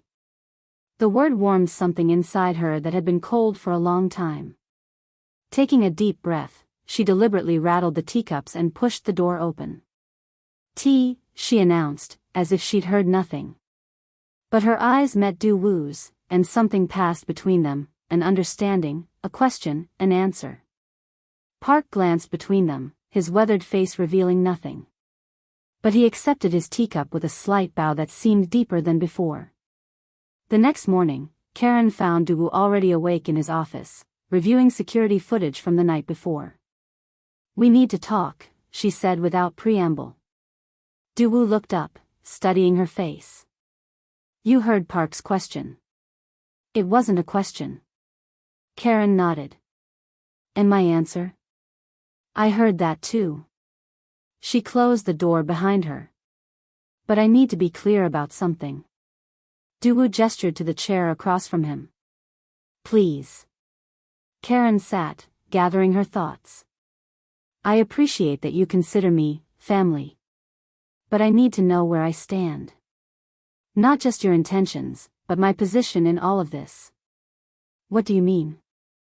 I mean, I'm in the middle of what feels like a mob war. Karen leaned forward. I've helped access hidden accounts. I've seen your weapons room. I've fought off intruders. That makes me. She searched for the right word. Complicit. Duwoo's expression softened slightly. You're worried about legal exposure. I'm worried about a lot of things, she admitted. Including what happens if you win this fight with Min Young. Do I just go back to being the help? Do I leave? What's the endgame here? For a long moment, Duwoo was silent, his fingers tapping thoughtfully on his armrest. Then he wheeled around the desk until they were face to face, no barriers between them. Karen, let me be clear, he said, his voice gentle but serious. You have never been just the help to me. Not from the moment you stayed when everyone else left. He reached into his desk drawer, withdrawing a folder which he handed to her. What's this? She asked. Open it. Inside was legal paperwork, a contract naming her as Chief Operations Officer of Chashin Enterprises, with a salary that made her eyes widen. This is one of my legitimate businesses, Duwoo explained. Import, export, real estate development, technology investments. Min Young couldn't touch it because she didn't know it existed. It's registered in the United States. Karen stared at the documents. You want me to run your company? I want you to help me build something new, he corrected. Something legitimate that can't be taken. Something that's ours. Ours, she repeated softly. If you want it, he added. It's your choice. Always your choice. Karen felt something shift between them, the power dynamic equalizing in a way she hadn't expected. And Min Young? Jin Ho? Duwoo's expression hardened. They tried to kill me. Tried to threaten your family. That can't stand. What are you planning? Justice, he said simply. Not vengeance. We gather evidence. Financial fraud. Conspiracy to commit murder. We turn it over to the right authorities. The legal way, Karen clarified, surprise evident in her voice. The smart way, Duwoo corrected with a slight smile. Prison will hurt them more than anything else I could do. Karen studied him, looking for deception and finding none. After a moment, she nodded slowly. Okay, she said. I'm in. Good. Duwoo extended his hand. Partners. Officially. As their hands clasped, Karen felt as if she'd crossed some invisible threshold. No longer caregiver and patient. No longer employer and employee. Something new. Something equal. The next 2 weeks passed in a flurry of activity. With Park's help, they built their case against Min Young and Jin Ho, financial records showing fraud, testimony from loyal employees, even security footage from the night of the attack. Karen absorbed everything Duwoo taught her about corporate structures, international banking, and investment strategies. Her natural intelligence, combined with Duwoo's patient instruction, accelerated her learning curve. You're a quick study, he observed one evening as they reviewed financial projections for Chashin Enterprises. I had good teachers in college, she replied, adjusting a spreadsheet formula. Just never got to use my business degree until now. Duwoo looked surprised. You have a business degree? Karen nodded, still focused on the screen. MBA from Georgia State. Graduated right before Dad's accident. Then life happened. Why didn't you mention this before? She shrugged. You never asked. And in service jobs, being overqualified just makes employers nervous. Duwoo was quiet for a moment. I'm sorry. Karen looked up. For what? For assuming. He gestured between them. For thinking I was teaching you something new, when you were already trained. You are teaching me new things, she assured him. Just not basic accounting. They shared a smile, one of many small moments of connection that had begun to fill their days. Their physical training continued as well, with Du Wu's strength improving remarkably. He could now transfer himself from wheelchair to bed without assistance, navigate the entire house independently, and had developed impressive upper body power. You'd make a good physical therapist, he told Karen after a particularly challenging session. I considered it, she admitted, helping him towel off. After Dad. But med school costs too much, and we already had debts from his care. These glimpses into her past emerged naturally now, shared without the hesitation of earlier days. In turn, Duwu revealed more of himself, stories of his childhood in a poor fishing village, his brother's academic success, his mother's death from untreated cancer because they couldn't afford doctors. That's why I built what I did, he explained one night over dinner. To never be powerless again. And now? Karen asked gently. With your legs? Duwu was quiet for a moment. I'm learning different kinds of power, he finally said, his eyes meeting hers. Thanks to you. The air between them changed, charged with something neither was ready to name. Before Karen could respond, her phone rang. Her mother's number. Mom, she answered, instantly alert. Everything okay? Her mother's voice was tight with worry. The doctors found something on my scan, honey. They want to do more tests. It might be nothing, but... The world seemed to tilt beneath Karen's feet. What kind of tests? When? Tomorrow. They had a cancellation. Her mother's voice wavered. I didn't want to worry you, but your sister's in finals and... I'll be there, Karen said immediately, then glanced at Duwu, suddenly torn. I mean, I'll try to. Duwu was already shaking his head, mouthing, go. Mom, I'll call you right back, Karen promised, ending the call. You need to be with your mother, Duwu said before she could speak. Family comes first. But the security situation is manageable. Park's men are here. I'll be fine. Karen hesitated. The flights will be expensive on short notice.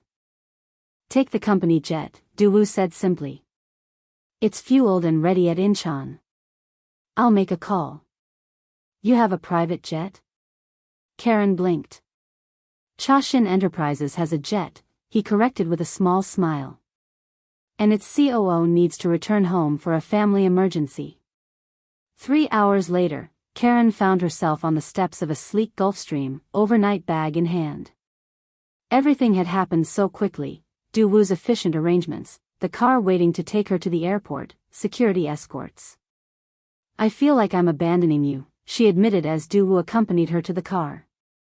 You're not. His hand covered hers briefly. You'll be back. It wasn't a question, yet she heard the slight uncertainty beneath his confidence. Yes, she said firmly. I'll be back. The flight to Atlanta felt surreal, luxury surrounding her while anxiety churned in her stomach. Her mother's health, Duwu's safety, the strange double life she now led. Karen arrived at Grady Memorial Hospital to find her mother already prepped for tests. Sandra Sinclair looked smaller than Karen remembered, more fragile, but her smile was the same. You didn't have to come all this way, she scolded, though her eyes said differently. Of course I did. Karen hugged her carefully. Family first. The next 2 days passed in a blur of doctor consultations, tests, and nerve-wracking waits for results. Karen's sister Tamika joined them, taking breaks from finals to bring coffee and updates from campus. On the second night, while their mother slept in her hospital room, Tamika cornered Karen in the cafeteria. Okay, spill, she demanded. What's going on with you? Karen blinked innocently. What do you mean? I mean, you show up from Korea on a private jet. You're wearing clothes I've never seen before. Tamika raised an eyebrow. And you keep checking your phone like the president might call. It's work, Karen said vaguely. Things are complicated right now. Tamika leaned forward. And does complicated have anything to do with why you mention your boss in every other sentence? I do not. Daewoo would say this. Daewoo thinks that. Tamika mimicked. You talk about him differently than just a boss. Heat crept up Karen's neck. It's not like that. Then what is it like? Tamika's voice softened. Because something's changed. You look. I don't know. Alive in a way I haven't seen since before Dad got hurt. Karen stared into her coffee, suddenly unable to find words for everything that had happened. How could she explain the past weeks? The danger, the trust, the strange partnership that had formed in crisis? He needs me, she finally said. Not just for care. For everything. And I need, she stopped, surprised by what she'd almost admitted. You need him too, Tamika finished gently. It's okay to say it, you know. Karen met her sister's eyes. It's complicated, she repeated. The best things usually are. Tamika squeezed her hand. Just be careful, sis. I need you too. Later that night, alone in her childhood bedroom, Karen finally called Daewoo. It was morning in Seoul. How is your mother? He asked immediately. Better than we feared, Karen sighed in relief. Not cancer. Some medication issues they're adjusting. She'll be fine. I'm glad. His voice was warm, genuine. And you? How are you? Tired. Relieved. She hesitated. Missing. Korea. The slight pause spoke volumes. Korea misses you too, he replied softly. When will you return? Day after tomorrow, if Mom's final tests go well. Good. The relief in his voice was palpable. Things are quieter without you. Karen smiled into the phone. Are you saying I'm noisy, Mr. Cha? I'm saying the house feels empty, he answered honestly. I've gotten used to your presence. The admission hung between them, unexpectedly intimate. I'll be back soon, she promised, her voice gentler than intended. After they hung up, Karen lay awake, thinking about Tamika's observation. Did she talk about Daewoo too much? Had something fundamental shifted without her noticing? For 1,000 miles away, Daewoo was asking himself similar questions. The mansion felt cavernous without Karen. Her absence was a physical thing, spaces where she should be, silences where her voice should fill. Even Park had commented on his distraction. Daewoo wheeled himself through the empty kitchen, remembering Karen making tea, laughing at his complaints about American coffee, teaching him to fold paper airplanes when boredom threatened during recovery. When had she become essential? Not just useful. Not just helpful. Essential. The realization hit him with unexpected force. This wasn't gratitude. It wasn't even friendship. It was something deeper, something he hadn't felt in, had he ever felt it? Daewoo thought of Min Young, the cold calculation of their relationship, the business arrangement masquerading as marriage. This was different. Karen saw him, not his power, not his wealth, but him. The man beneath the title. And he saw her, her strength, her intelligence, her unwavering loyalty. For the first time since the attack, Daewoo felt truly afraid. Not of bullets or betrayal, but of the possibility that she might not return. That he might lose this connection before they'd fully explored what it could be. 3 days later, Karen's taxi approached the mansion gates. She noticed immediately that something was different. Security had tripled, men in suits at regular intervals along the perimeter wall, additional cameras visible. Has something happened? She asked the guard who checked her ID. Mr. Cha is expecting you, he replied, avoiding the question. As the taxi wound up the driveway, Karen spotted numerous black sedans parked in formation. Important visitors. Many of them. Unease prickled along her spine as she entered the house. Voices, multiple male voices, came from the living room. A meeting? Duwoo hadn't mentioned anything during their calls. Karen set down her bag, squaring her shoulders before walking toward the voices. As she entered the living room, the conversation instantly ceased. At least 15 men in expensive suits turned to stare at her. Some faces registered surprise, others suspicion, a few outright hostility. At the center of the room, Duwoo sat in his wheelchair, but it wasn't the chair she remembered. This was sleek, custom carbon fiber, more throne than medical equipment. Duwoo himself looked transformed, dressed in an impeccable suit, hair perfectly styled, posture radiating authority. For the first time, Karen glimpsed the man he must have been before the attack, the Dragon of Seoul. His eyes found hers immediately, warming in a way that contrasted with his formal appearance. Karen, he said, his voice carrying easily through the silent room.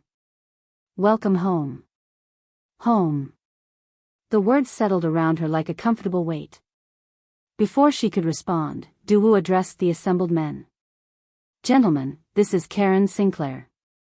She felt the weight of their assessment, a black American woman in casual travel clothes, clearly not Korean, clearly not what they expected. Duwoo continued, his voice taking on an edge of steel. From now on, she speaks with my authority. Anyone who has a problem with that can leave now. The challenge hung in the air, unanswered but unmistakable. No one moved. Every eye in the room shifted back to Karen, waiting to see what she would do next. The silence following Duwoo's declaration felt electric. Karen could practically see the thoughts racing behind the men's carefully neutral expressions. Some looked shocked, others calculating, a few seemed almost amused. Park Sungmin was the first to break the silence, stepping forward with a respectful bow. Welcome back, Ms. Sinclair. Your presence has been missed. His acknowledgement set off a chain reaction. One by one, the men introduced themselves, each showing varying degrees of acceptance. Most were business associates, she learned, restaurant owners, construction executives, import-export directors. The legitimate face of Duwoo's empire. When the formalities concluded, Duwoo smoothly transitioned to business matters, including Karen in every discussion as if she'd always been part of his inner circle. Karen has uncovered a pattern in Minyoung's financial transfers, he explained, gesturing for Karen to elaborate. Taking a deep breath, she stepped forward and outlined their findings, keeping her voice steady despite the scrutiny. The respect in Duwoo's eyes gave her confidence. After the meeting concluded and the men filed out, Karen finally exhaled. That was unexpected, she said once they were alone. Was it too much? Duwoo asked, watching her carefully. I should have warned you. A heads up would have been nice, she admitted. I'm still in my travel clothes. You could wear pajamas and still command more respect than half those men, Duwoo replied, a hint of pride in his voice. Karen shook her head, but couldn't help smiling. What exactly did you tell them about me? The truth, he said simply. That you stayed when everyone left. That you've been instrumental in uncovering Minyoung's fraud. That your business acumen is essential to our recovery. And they accepted that?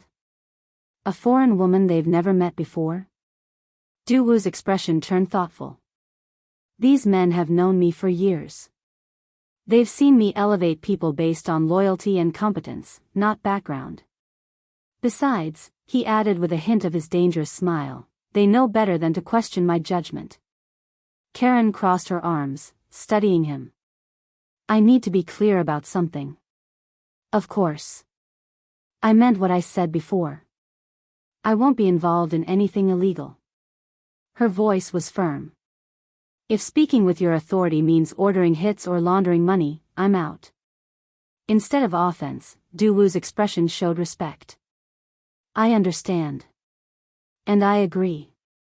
You do? Karen couldn't hide her surprise. Min-young's betrayal has given us an opportunity, he explained, wheeling closer to her. A chance to rebuild differently. The legitimate businesses are actually more profitable long-term. Less risk, more stability. And the other parts of your organization? Are being restructured. Du-woo's tone made it clear this wasn't negotiable. Some operations will end. Others will continue under different leadership. You won't be involved with those. Karen considered this compromise. I can live with that, she finally said. As long as my hands stay clean. Your hands, Du-woo promised, will build something better than what was lost. The next week established a new normal. Karen moved from her staff quarters to a proper guest suite, a physical representation of her changed status. Du-woo formally introduced her as COO of Cha-Shin Enterprises to his legitimate business partners, backing her authority with his own considerable influence. Most adapted quickly to the new hierarchy. A few tested boundaries, addressing questions about operational decisions to Du-woo instead of Karen, only to be firmly redirected. Ms. Sinclair handles those matters, he would say, refusing to undermine her. In private, they developed a two-pronged strategy. Rebuild the legitimate businesses while gathering evidence against Min-young and Jin-ho. These transfer records, Karen said one evening, pointing to her laptop screen, show a clear pattern of fraud. Min-young moved assets that weren't hers to move. The power of attorney complicates things, Du-woo reminded her. She'll claim I authorized everything. Except for these, Karen countered, highlighting several transactions. These happened before you signed anything. And look at the dates, some of these transfers were set up months before your shooting. Du-woo leaned forward, studying the screen. You're right. This was premeditated. She was planning this for at least a year, Karen concluded. The attack just accelerated her timeline. The evidence continued mounting. Financial records showed Min-young had been secretly meeting with Jin-ho for 18 months. Property transfers revealed a pattern of assets being moved to shell companies controlled by Jin-ho's relatives. Most damning were emails recovered from a backup server, discussing how the wheelchair will make everything easier. They actually put it in writing, Karen said, disgusted. They were counting on your paralysis to make the takeover smoother. Du-woo's expression remained impassive, but Karen had learned to read the subtle signs of his anger, a tightening around his eyes, a certain stillness in his posture. Their arrogance will be their downfall, he said quietly. As they built their case, Karen insisted on following proper legal channels. Everything had to be admissible in court, obtained through legitimate means.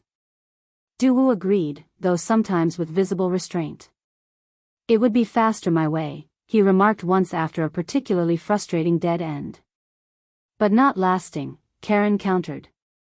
We do this right, or we don't do it at all. Du-woo studied her for a moment. You're good for me, Karen Sinclair. Someone has to keep you honest, she replied with a small smile. The dynamic between them continued evolving, becoming more partnership than employee-employer. They developed inside jokes, comfortable silences, and the ability to communicate with just a look. Karen found herself thinking of Du-woo in moments when they were apart, wondering if he'd approve of a business decision, imagining his dry commentary on situations, missing his presence. It was dangerous territory, she knew. But impossible to avoid. 3 weeks after her return from Atlanta, everything changed again. Park arrived at breakfast, his normally composed face tense. Min-young is back in Korea, he announced without preamble. Du-woo set down his coffee cup. When? Yesterday. Private flight from Macau. Surveillance? In place. She went straight to the prosecutor's office. Karen and Du-woo exchanged alarmed glances. What would she want with prosecutors? Karen asked. To get ahead of us, Du-woo replied grimly. She knows we're building a case. Throughout the day, reports trickled in. Min Young meeting with government officials. Jin Ho spotted at a high-end restaurant with a known judge. Their enemies were mobilizing, calling in favors, building defenses. That evening, a delivery arrived at the mansion gates, a small package addressed to Karen personally. Security protocols meant it was thoroughly examined before reaching her. "It's clean," the security chief reported, placing the box on the table. Karen opened it carefully. Inside was a single black rose and a note: "Housekeepers should know their place. Last warning." Du Wu, watching her face, wheeled closer. "What is it?" She handed him the note silently. The change in his expression was immediate and terrifying. The calm, strategic businessman vanished, replaced by something cold and dangerous. He barked orders to increase security, to track the package's origin, to review all surveillance footage. "I want whoever delivered this found," he commanded, voice like ice. "Now." When they were alone, Du Wu moved closer to Karen, taking her hand. "This changes things," he said softly. "You need protection. Constant protection." "I'll be careful," she assured him. "That's not enough." His grip on her hand tightened. "Move your things to the room connecting to mine. The staff quarters are too isolated." Karen raised an eyebrow. "That's Min Young's old room. All the more reason to replace her presence with something better." His eyes held hers. "Please, Karen. I can't protect you if you're across the house." The intensity in his gaze made her breath catch. "Okay," she agreed quietly. That night, after relocating to the connecting suite, Karen found herself unable to sleep. The threat felt more personal now. Not just business, but targeted specifically at her. She wandered onto the shared balcony between their rooms, breathing in the cool night air. Seoul glittered below, beautiful and indifferent to the human dramas playing out in its midst. "Can't sleep?" Du Wu's voice came from the shadows. He sat in his wheelchair by the railing, hair slightly tousled, wearing a simple black t-shirt instead of his usual formal attire. "Too much on my mind," Karen admitted, joining him at the railing. "The threat?" "That. Everything." She sighed. "Sometimes I think about how differently my life would have gone if I hadn't taken this job. If I'd never met you." "Do you regret it?" he asked quietly. Karen turned to look at him, really look at him. The proud profile, the strong shoulders, the hands that could be gentle or dangerous depending on the moment. "No," she said truthfully. "I don't regret any of it." Something shifted in the air between them.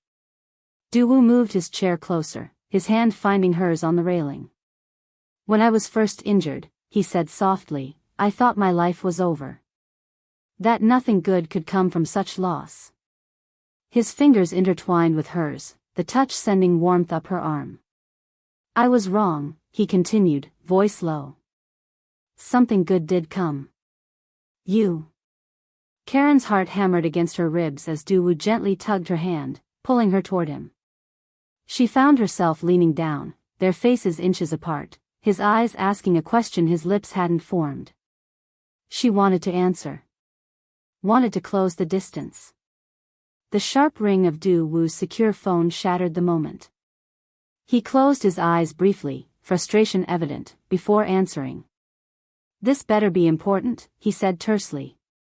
As he listened, his expression changed from annoyance to shock to determination. "Understand. Secure the documents. We'll move immediately." He hung up, looking at Karen with renewed urgency. "That was our contact at the Port Authority. Min Young has booked passage on a private cargo vessel leaving tomorrow night." "She's running?" Karen straightened, professional mode instantly re-engaged. "Taking everything she can carry." Du Wu was already heading inside. "Bank records show massive withdrawals. She's preparing to disappear permanently." Karen followed, the almost moment on the balcony reluctantly set aside. We need to move faster with the prosecutors. Already arranged. Our legal team is meeting us here at 8 a.m. Duwoo reached for his laptop. We present everything tomorrow. They worked through the night, organizing evidence, preparing statements, building an airtight case. By dawn, exhaustion tugged at Karen's edges, but determination kept her focused. We only get one shot at this, she reminded Duwoo as they reviewed the final documents. It will be enough, he assured her. Min Young was careful, but not careful enough. At precisely 8 a.m., the legal team arrived, 3 Korean attorneys and an American consultant specializing in international financial crimes. The presentation was comprehensive, the evidence damning. With these records, the lead attorney concluded, the prosecutors can move immediately. Asset freezes, travel restrictions, possible arrests. Relief washed over Karen. After everything, the betrayal, the attacks, the threats, justice was finally within reach. How quickly can they act? Duwoo asked. They're reviewing everything now, the attorney reported. We should hear. The attorney's phone rang, interrupting him. The conversation that followed was in rapid Korean, but Karen could read the changing expressions. Something was wrong. When he hung up, the attorney's face was grave. The prosecutors are moving forward with charges against Min Young and Baek Jin-ho for attempted murder and embezzlement. A collective sigh of relief filled the room, but the attorney raised his hand. But there's a problem. Min Young claims she has evidence that you've been threatening her through your associate. All eyes turned to Karen. They've issued a warrant for Ms. Sinclair's arrest as an accomplice in organized crime. The room fell silent as the words hung in the air. An arrest warrant. For Karen. That's impossible, Duwoo said, his voice dangerously calm. What evidence? The lawyer looked uncomfortable. Text messages, supposedly from Ms. Sinclair, threatening Min Young. And a witness claiming to have seen her at Min Young's apartment building the night before the bombing attempt. Karen's mind raced. I've never texted her. I've never been to her apartment. It's fabricated, Duwoo concluded. But effective. They're trying to discredit our witness before the case even begins. Park, who had been quietly observing, stepped forward. The warrant is real. My sources confirm it. Police could be here within hours. The implications crashed over Karen like ice water. Arrest. Jail. A foreign legal system. Even if she was eventually cleared, the damage would be done, to the case, to her reputation, to everything they'd worked for. I'll turn myself in, she said suddenly. All heads turned to her in shock. Karen, Duwoo started to protest. It's the smart play, she interrupted. If I go willingly, it looks like I have nothing to hide. And it keeps the focus on Min Young's crimes rather than turning this into a manhunt. Absolutely not, Duwoo's voice cut like steel. I won't allow it. This isn't your decision, Karen countered, standing her ground. I'm not letting her destroy everything we've built. If my arrest keeps the investigation moving forward against her, it's worth it.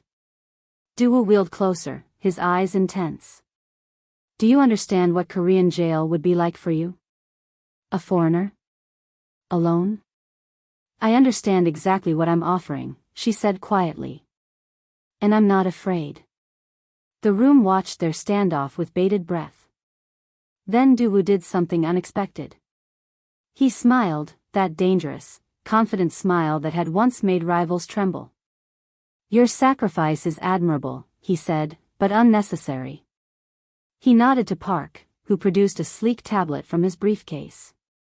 We anticipated Min Young might try something like this, Duwoo explained. So we prepared contingencies. On the screen was a complete dossier, Karen's whereabouts for every day since Min Young's departure, surveillance footage of her daily routines, affidavits from security personnel confirming she never left the estate unaccompanied. You had me followed? Karen asked, surprised and a little unnerved. Protected, Daewoo corrected. Documented. And it's a good thing we did. The lead attorney studied the evidence, nodding slowly. This creates reasonable doubt. Combined with phone records proving Ms. Sinclair never contacted Min Young. We have those too, Park confirmed. Karen looked between them, stunned. You thought of everything. Not everything, Daewoo admitted. But enough. Min Young is desperate. That makes her dangerous, but also careless. He turned to the legal team. Proceed with the original plan. Present our evidence to the prosecutors. Emphasize the falsified allegations against Ms. Sinclair as further proof of Min Young's attempts to obstruct justice. As the lawyers gathered their materials, Daewoo wheeled toward his office, gesturing for Karen to follow. Once alone, his composed facade cracked slightly. You were really going to surrender yourself, he said, voice tight with emotion. For me. For this case. It was the logical move, she replied simply. Logic has nothing to do with what you offered. His eyes held hers. No one has ever been willing to sacrifice so much for me. Karen felt something shift between them, the almost moment from the balcony returning with greater intensity. What happens now? She asked softly. Now, Daewoo said, determination replacing vulnerability, we end this. Tonight. The plan came together quickly.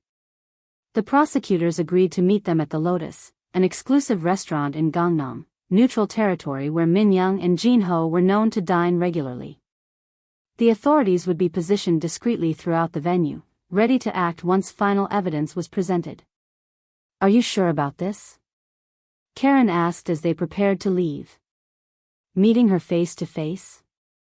It needs to be public, Daewoo explained, adjusting his tie. With witnesses. Where she can't deny who she really is. Karen understood the strategy, but worry gnawed at her. She's cornered. That makes her unpredictable. That's why I want you to stay here, Daewoo said firmly. Park and his team will handle security. You've done enough. Karen crossed her arms. Not a chance. We started this together, we finish it together. Their eyes locked in another silent battle of wills. Finally, Daewoo nodded, a reluctant smile touching his lips. Together, then.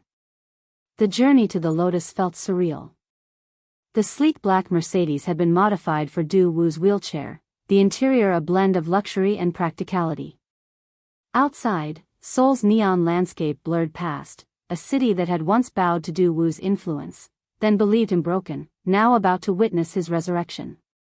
Karen sat beside him, dressed in a simple but elegant navy dress that Park had somehow procured in exactly her size. Daewoo looked more commanding than she'd ever seen him, bespoke suit, hair perfectly styled, his entire presence radiating authority. Nervous? He asked, noticing her fidgeting with her bracelet. Terrified, she admitted with a small laugh. But ready. His hand found hers in the darkness of the car. Whatever happens, remember this, you saved me in ways that had nothing to do with my legs. The simple truth in his words warmed her more than any elaborate declaration could have. The Lotus loomed ahead, its traditional Korean architecture illuminated against the night sky. As their car pulled up to the entrance, Karen saw Min Young's distinctive red sports car already parked in the VIP section. She's here, Karen noted unnecessarily. Daewoo squeezed her hand once more before letting go. Then let's not keep her waiting. Before we conclude this story of loyalty, redemption, and unexpected love, I want to thank you for coming this far with me. Stories like this one are why I do what I do, and your support means everything. If you felt something during this journey, please smash that subscribe button right now and let me know in the comments where you're watching from and which character you connected with most.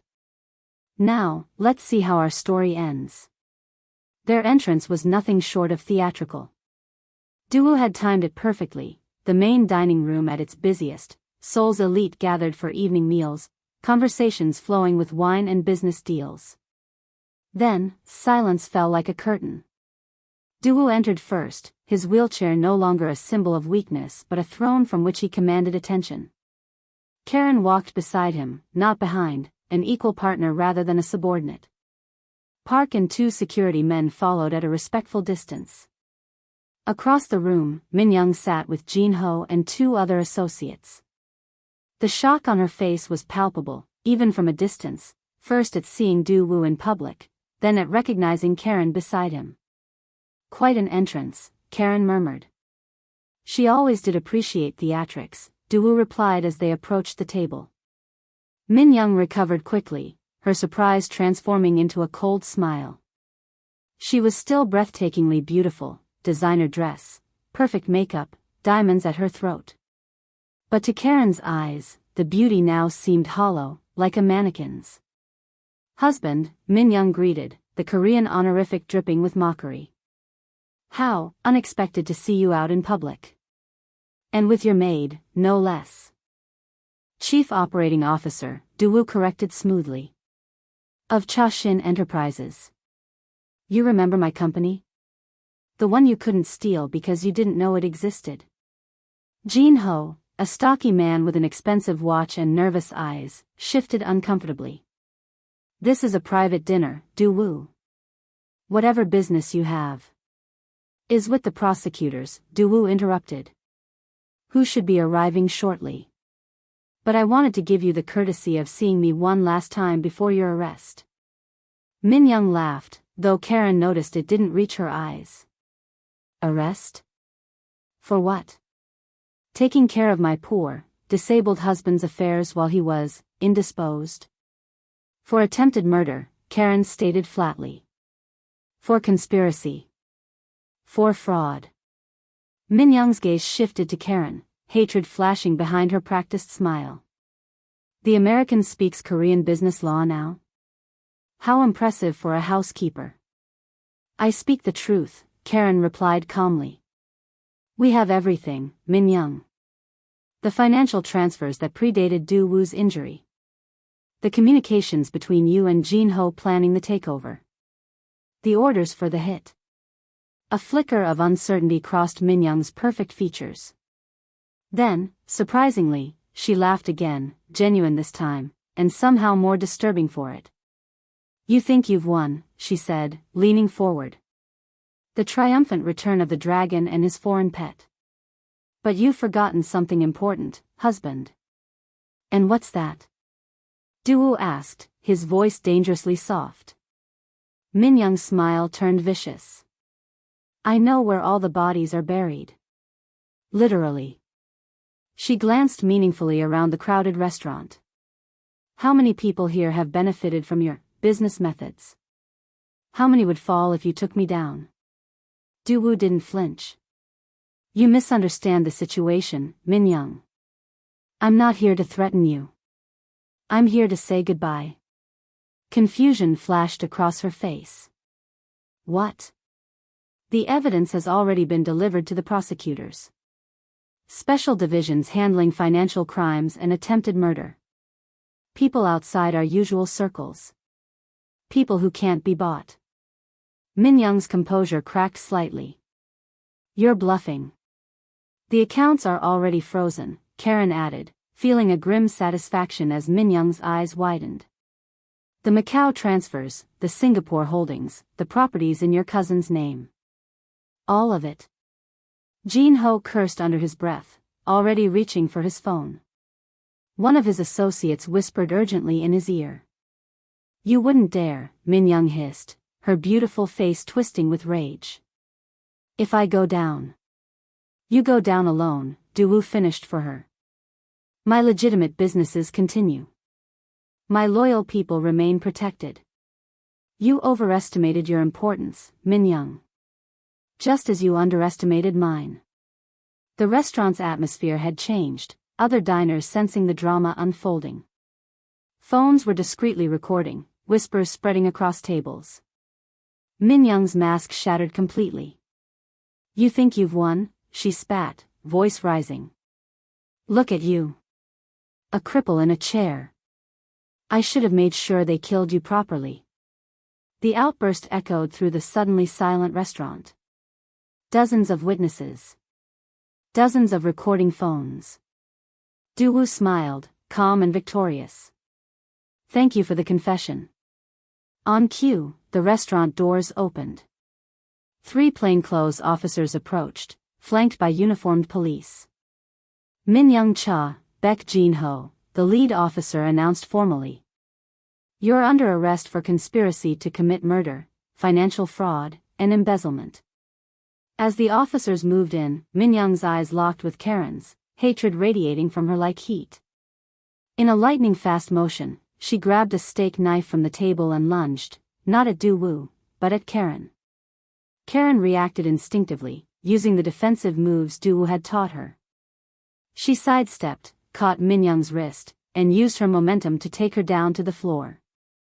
You destroyed everything, Min Young snarled as officers pulled her away. No, Karen replied calmly. You did that yourself. As Min Young and Jin Ho were led out in handcuffs, the restaurant erupted in whispers. Duwoo, appearing unmoved by the drama, simply took Karen's hand. Are you all right? He asked quietly. Karen nodded, the adrenaline slowly subsiding. It's over? It's over, he confirmed. But the look they shared told a different truth. Something wasn't ending. Something was beginning. 1 month later, Seoul transformed under spring's gentle touch. Cherry blossoms bloomed throughout the city, their petals dancing on the breeze like pink snow. The Cha estate had transformed as well. Gone were the cold, minimalist touches Min Young had insisted upon. In their place, warmer colors, comfortable furniture, and adaptations that made the space accessible without sacrificing beauty. In the private garden, beneath a canopy of cherry trees, Duwoo waited. His wheelchair now seemed simply part of him, not a limitation, but an extension of his presence. The man who had once defined himself by physical power now commanded respect through something deeper. Karen found him there, a light breeze stirring the blossoms around them. The legal team just called, she reported. Min Young's plea deal went through. She's testifying against Jin Ho in exchange for a reduced sentence. How reduced? Duwoo asked, his expression neutral. 10 years instead of 20. Karen sat on the stone bench beside his chair. Still substantial. Duwoo nodded, seemingly satisfied. And the assets? Being returned gradually. The overseas accounts are already restored, and the property should follow within months. She smiled slightly. Chashin Enterprises, meanwhile, just closed the Singapore deal. We're actually more profitable now than before all this happened. Thanks to you, Duwoo acknowledged. A comfortable silence settled between them as they watched blossoms drift onto the garden pond. I've been meaning to ask you something, Duwoo finally said, his voice uncharacteristically hesitant. What's that? Karen turned to him, curious about this rare uncertainty. Your position at Chashin is secure. Your family's medical expenses are covered. The threats are gone. He met her eyes directly. You have choices now, Karen. Options you didn't have before. She understood immediately. You're asking if I'm going to leave. I'm acknowledging that you can, he clarified. That our arrangement began in crisis, and now that the crisis has passed, you may want something different. Karen studied him, this complex, powerful man who had become the center of her world in ways neither of them had anticipated. Do you want me to go? She asked softly. No. The word came quickly, definitively. But what I want isn't the point. You stayed out of necessity, then out of loyalty. Now you should stay only if it's what you truly choose. Karen smiled, something warm unfurling in her chest. Do you know why I stayed that first night? When everyone else left? Duwoo shook his head slightly. I looked in your eyes, she said simply. Even at your lowest moment, when you were abandoned and betrayed, I saw something there. Not weakness. Strength. The kind that doesn't come from physical power or money or status. She reached out, her hand gently touching his face. I stay because I choose to. Because whatever this is between us, partnership, friendship, something more, it's real. And real is rare in this world. Duwoo captured her hand, turning it to press a kiss against her palm. Something more, he echoed softly. Is that what you want? Instead of answering with words, Karen leaned forward. Their lips met in a kiss that felt inevitable, gentle at first, then deepening with months of unspoken feelings. His hands came up to frame her face, her arms wrapped around his shoulders, cherry blossoms falling around them like a blessing. When they finally parted, both slightly breathless, Duwoo's eyes held a warmth Karen had never seen before. The dragon of Seoul, she teased gently, has a heart after all. Only for you, he replied, pulling her close again. Only ever for you. From the garden wall, a security camera quietly recorded the scene, its feed monitored in a distant office where other players in Seoul's complex power structure watched with interest. The game wasn't over, just entering a new phase. But this time, neither Karen nor Duwoo faced the future alone. As Karen's hand rested on Duwoo's shoulder, his hand covered hers, a simple gesture containing a profound truth. The Dragon of Seoul had found something more valuable than his empire, someone who saw his worth when the world turned away. And Karen Sinclair, who had once crossed the world seeking only a job, had found a home in the most unexpected place, beside a man who had lost everything except what mattered most, the capacity to love, and be loved in return.